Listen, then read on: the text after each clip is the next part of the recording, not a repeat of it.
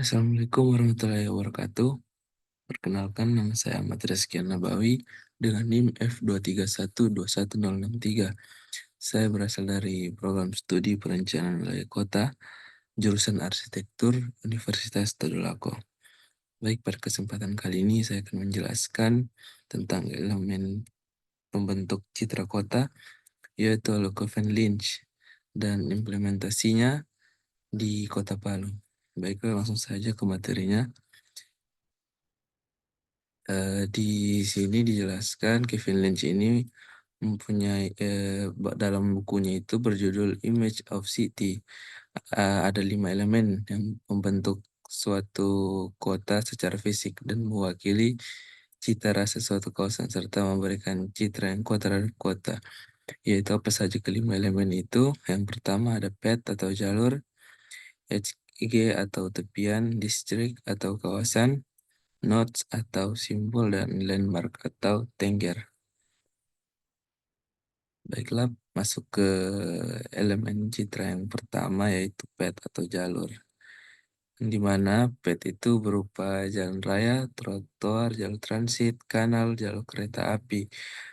Bagi banyak orang, ini adalah elemen dominan dalam gambaran mereka ya.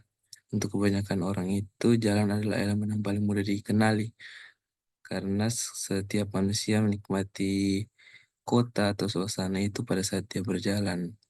Kemudian di Kota Palu saya mengambil contoh di Jalan Sudirman, yaitu di area depan Korem 132 Tadulako, yang dimana di sini terdiri dari jalan dan trotoar atau ada jalur pedestrian juga, yang dimana jalur trotoar ini dia terpenuhi sampai ke Jalan Muhammad Hatta, yaitu di dekat Taman Kota, yaitu Taman Gor. Baik, selanjutnya yang kedua adalah HG atau tepian, yaitu HG ini berupa elemen linier yang dikenali manusia pada saat dia berjalan, tapi HG ini bukan jalur pet. Batasnya itu bisa berupa pantai, dinding, deretan bangunan, atau jajaran pohon. Kemudian HG ini bisa juga berupa barrier atau pembatas antara dua kawasan yang berbeda, seperti pagar, tembok, atau sungai. Saya mengambil pada sungai di Kota Palu, yaitu di Jembatan 3. Pada gambar ini adalah pembatas antara di sebelah barat itu kawasan Palu Barat, dan sebelahnya, sebelah timur yaitu kawasan Palu Timur. Itu adalah batasnya adalah sungai. Kemudian yang selanjutnya itu distrik atau kawasan. Distrik atau kawasan ini adalah kawasan kota yang bersifat dua dimensi dan skala kota yang menengah sampai luas, di mana manusia merasakan jalur masuk dan keluar dari kawasan yang berbeda. Distrik ini merupakan wilayah yang memiliki kesamaan berupa karakter bangunan secara fisik, fungsi wilayah, latar belakang sejarah, dan sebagainya. Kemudian elemen ini adalah elemen kota yang paling mudah dikenali setelah jalur atau pet, yang dimana kita bisa mengenali suatu kawasan. Misalnya di Kota Palu ini saya mengambil contoh di kawasan Jalan Muhammad Yamin, di kawasan perkantoran seperti pada gambar ini.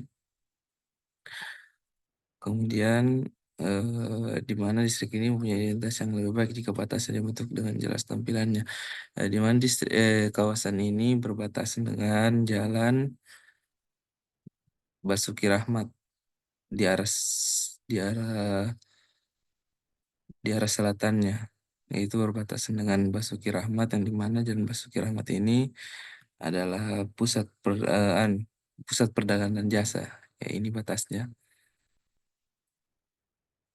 Ini masuk di Jalan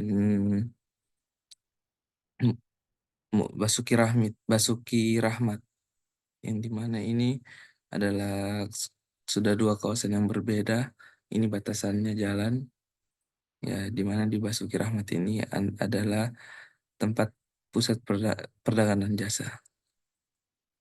Kemudian lanjut, yang selanjutnya yaitu nodes atau simpul, yang di mana nodes ini titik atau spot strategis dalam sebuah kota di mana pengamat bisa masuk dan merupakan fokus untuk dari mana dia berjalan.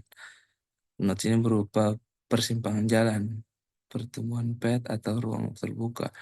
Nodes merupakan simpul daerah yang strategis di mana arah atau aktivitasnya saling bertemu dan dapat diubah ke arah lain. Misalnya ini di wali kota saya ambil, ini wali kota sebelum direvitalisasi yang dulunya ini tempat jogging, dan di sini tempat jogging, dan ada di sekitar sini ada orang berjualan.